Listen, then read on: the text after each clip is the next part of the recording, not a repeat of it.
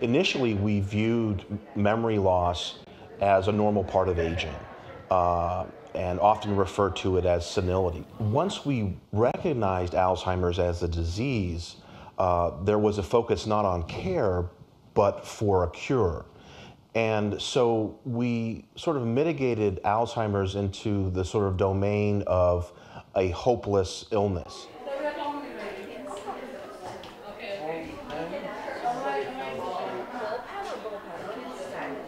721. Oh, 7. One. Well, my name is Ola Sherry Hightower. I started coming here after I retired and I had nothing to do. Because sometimes at home, I'm on the computer. I love Spider Solitaire, and I'll watch my soaps. I read my books. And Saturdays, oh Lord, Saturdays with nothing to do. I'm basically caregiver for my mother. My mother was diagnosed with dementia almost 4 years ago, and at the time I was working, but I left my job so I could be her caregiver. Where we going, in here? Okay. What's going on in here? Oh, are we getting ready to eat? Where do you want me to sit? Okay. Ola. Not Olga. Ola.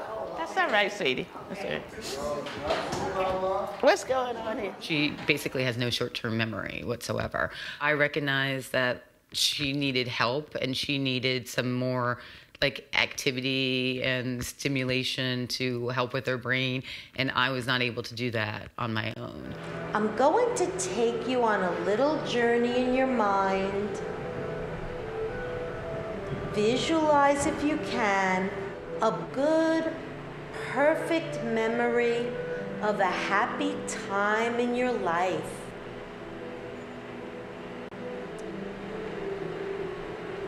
And when you have all the memories, find yourself slowly walking out.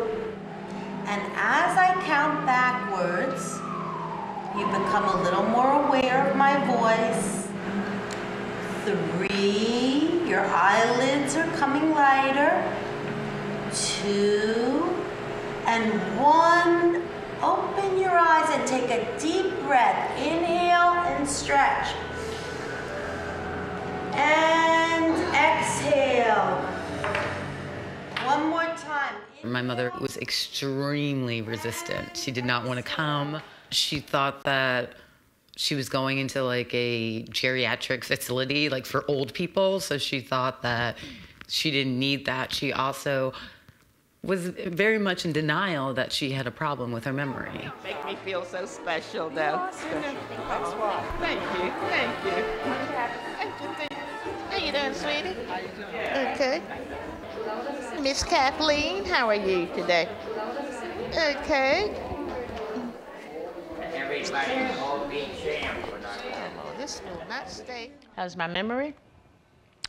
How is my memory? What did we have for lunch today?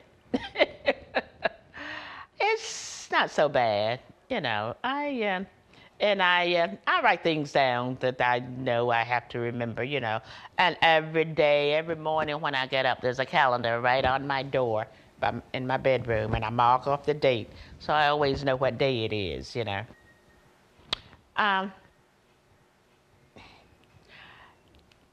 not so bad. I remember things years ago, I can remember things happened years ago, but don't ask me what I had for breakfast this morning.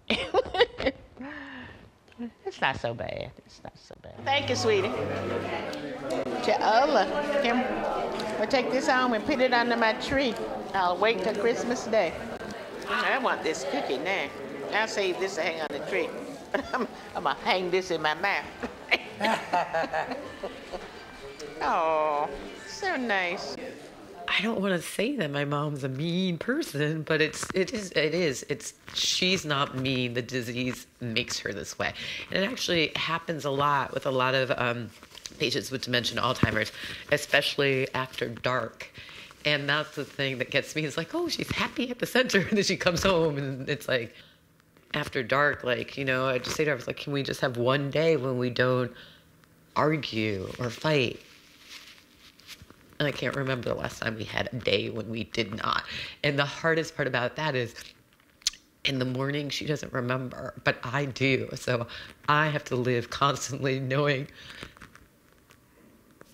that we're fighting, but she doesn't.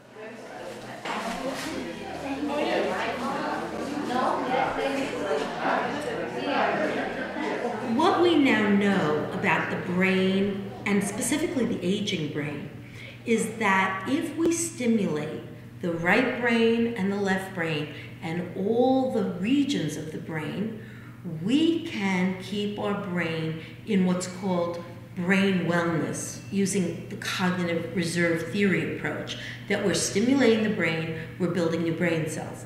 Now, what's incredibly interesting and important for the public to understand is that as we age, we need to challenge our brains by doing new things. This is what we're going to do.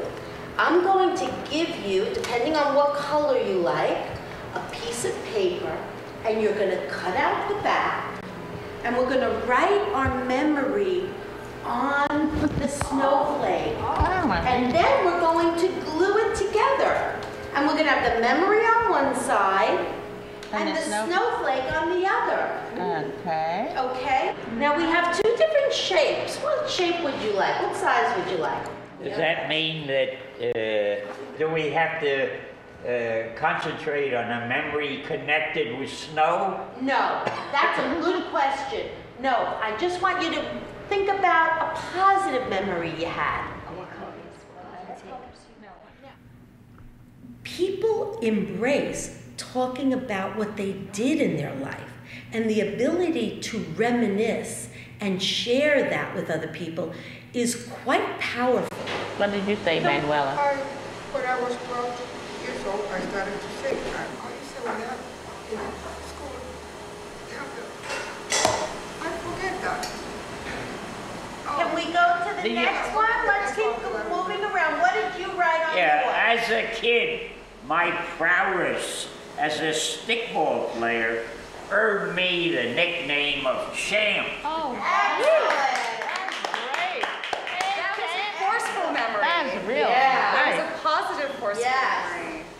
I just read, is that you, Santa Claus? I was thinking about Christmas, and I remember when I was little, and I believed in Santa Claus. So I heard a noise once, and we had a fireplace, and it was, in the fireplace. And, is that you, Santa Claus?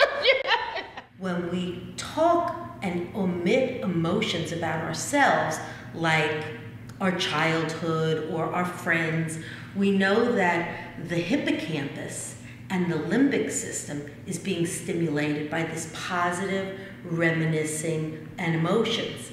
And that's very important for the older person and those people with Alzheimer's disease, because it's the hippocampus that actually can regrow and continue to regenerate brain cells and neuroplasticity throughout the lifespan. So through arts and through dance and through yoga and through painting on canvases and socializing with your peers, you're enriching life. And really what we're talking about is there is life after diagnosis. And you're providing and supporting an individual's desire to have a life worth living. And we see changes. What we're seeing is a lowering in depression levels, a heightening in improvements in self-esteem, a sustaining of functional levels, and really a decrease in many of the psychological and behavioral symptoms that accompany the disease. I truly feel that the money for research needs to be within the social constructs. We have put, for the last 20 years, money into pharmaceuticals. And you know what? They haven't come up with anything that works. I am very much for research to cure and end this disease, but at the same time, I'm realistic enough to know that's not going to happen anything that happens is not going to help my mother or the millions of people who have dementia and Alzheimer's currently. So I think the best thing is to make sure everyone has a good, quality of life. I think it's very important just to be active and social. And as I was saying, like the days when my mom's not at home rather than the center, I can see that she's a little more like depressed because she's not interacting with a lot of people.